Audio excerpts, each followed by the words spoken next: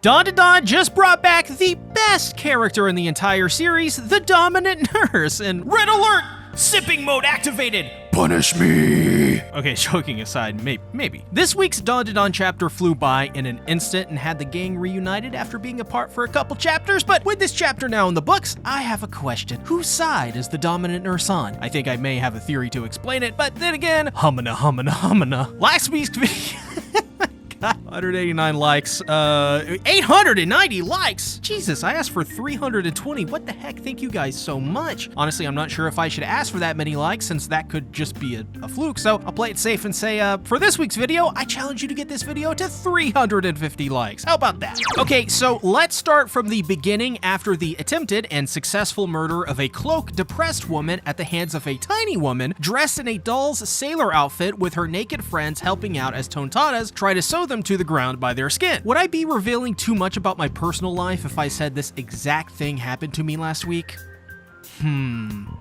Maybe a discussion for my therapist. Anyways, she gets crushed and we get our answer to my wild theory of what the cloak was in last week's video, which I'll spare you the details, you can watch it there, but basically I theorized this could be alien or spirit tech, or it could just be them, sewing it together. Turns out it was the more obvious one, with it being the work of the Tonatas. However, I was right when I said that the fire extinguisher would be used, and oh boy, was it used. Momo lifts it up and proceeds to remove the pin and let loose on the Tonatas as they run away from the monoammonium phosphate, as Momo quite literally kicks their butts. And what I find absolutely wild is that in the process of running, they remove their masks and under them is their face with the mustache and nose that Boa gave Luffy in Return to Shibodi. So potentially one of the Tonata could be Monkey D. Luffy if you think about it. We just don't know. What's even funnier though is that I think the Tonata's de-sewed them from the ground too, and I can't help but laugh at their little disguises. They were kind of horrifyingly cute before, but now they're just totes adorbs and uwu. Turns out this is because they're waving the white flag and giving up, and I guess after seeing Momo commit turbo murder, they decided they didn't want to mess with that. I also love how Momo does the Cortana the weapon pose from Halo Infinite. Seriously though, can we get some fan art of Momo as the weapon? If anyone can make that happen, I'll repost them on Bluesky, even though I only have like 35 followers over there currently. But this is absolutely a new emoji for my Discord server. It's a no-brainer, so I'll post the PNG over on Bluesky for those who want it too. But what's most interesting is that it seems these Tonata have a language that comes through as just moo, so I guess that's what they're saying. So they're like a cow, pretty much. And they seem to also become friendly with Momo and the others, or at least aren't attacking them anymore. But with Aira and Okaroon being naked, Aira takes the chance to poke and tease, which once again makes Momo angry. And I've been reading some of your comments the past couple of weeks, and I see that some of the people in the community, they aren't totally sold on this love triangle between Okaroon, Aira, and Momo. I find that interesting. Maybe I'm just biased because I really do enjoy this series and I'm not really bothered by it, which is actually rare for me. I personally am very annoyed by it in other shows, but I don't mind Aira simping over Okaroon and teasing him and Momo being mad about that. Though, I am curious,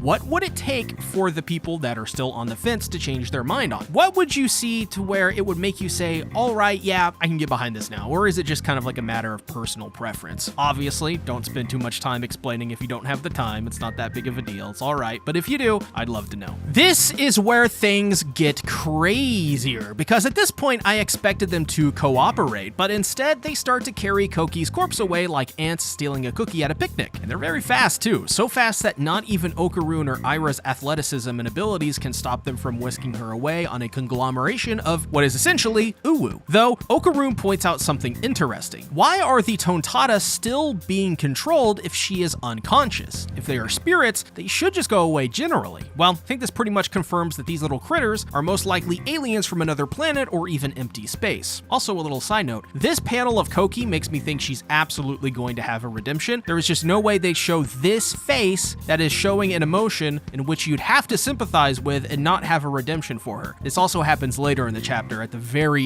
last page too. I think it's happening, you guys. Koki is definitely gonna finally get some friends, get on the meds, and partake in some therapy with today's sponsor.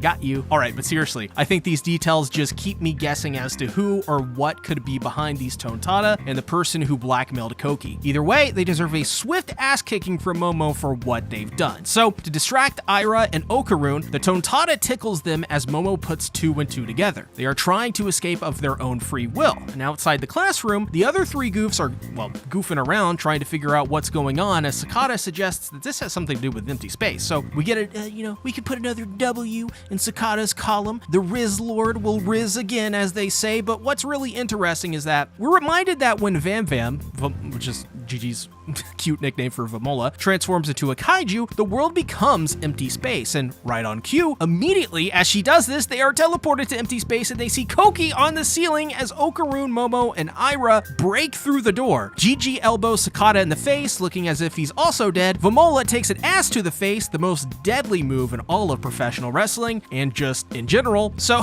they make a beeline for Koki as Sakata activates the fragment of the Great Kenta, a freaking hovering craft. And honestly, when he tells the ladies to behold, guys, if I was a lady, I kind of would behold, because he has a hovercraft, a fully functioning one made from like this cube thingy. I'm beholding, my friends, I'm beholding. But the Riz Lord is put down almost immediately, suffering yet another traumatic blow to the cranium, because guys, hot dominant nurse is back. There is no way I thought that she wouldn't be featured again after chapter 25, and I am absolutely right. By the way, yes, chapter 25 is when she first appeared. Isn't that insane? Tatsu set this chick up to be an important player in chapter 25, and we're now on chapter 173. Talk about long game, that is just so cool. But this does raise a ton of questions. If Ju, the dominant nurse, can enter empty space, then what side is she on? Or I guess would be whose side is she on? I think it's pretty clear she's trying to help Koki, who is cowering behind a doorway all beaten up. So this must mean that she is against them and is their enemy. Heck, she could even be the controller of the Tonata, right? While I think all of that could be possible, I think it's too obvious of an outcome. Why would Ju hide in the locker? We also know the figure who blackmailed her was a man in a suit, so that doesn't make sense either. My guess is that Ju is more of a neutral party. I could see her character taking the stand of peacemaker of sorts. You know, the